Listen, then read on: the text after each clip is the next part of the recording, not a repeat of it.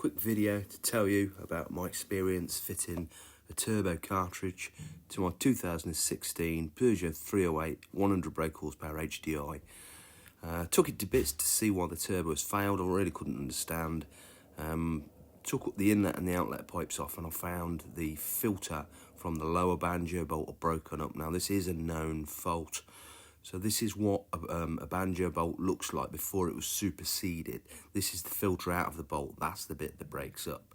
So this is my turbo. There was nothing wrong with it. Impellers were fine. I've undone the shaft.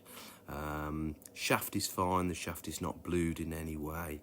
There was a lot of play in the bearing forwards and backwards. So you can tell there's been an issue with oil starvation. Now I've marked the turbo with white paint. Because I was worried I might not be able to get the turbo back in the right place, because I've had that before when I fitted a cheap crappy Chinese cassette. This was actually a very nice cassette, and it is keyed on the inlet and the exhaust side, so you basically can't go wrong as long as you do your preparation right.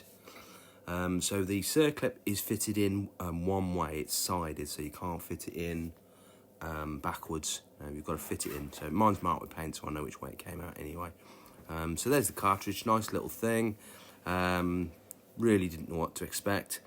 There's an O-ring, so fit the O-ring and then slip it in. You need some huge circlip pliers to install it. So I've had the outlet off already, and I've had the inlet off already. Now you have to unbolt your pre-cat so you can get to that dreadful lower banjo bolt where the filter lives. Now Peugeot have an update that was done in about 2014 to tell you to remove that filter. This car's 2016 and somehow it still had the filter in, so yours probably has too. That was the root of all my problems anyway, the filter neck of the turbo. To do the job properly, get the sump off.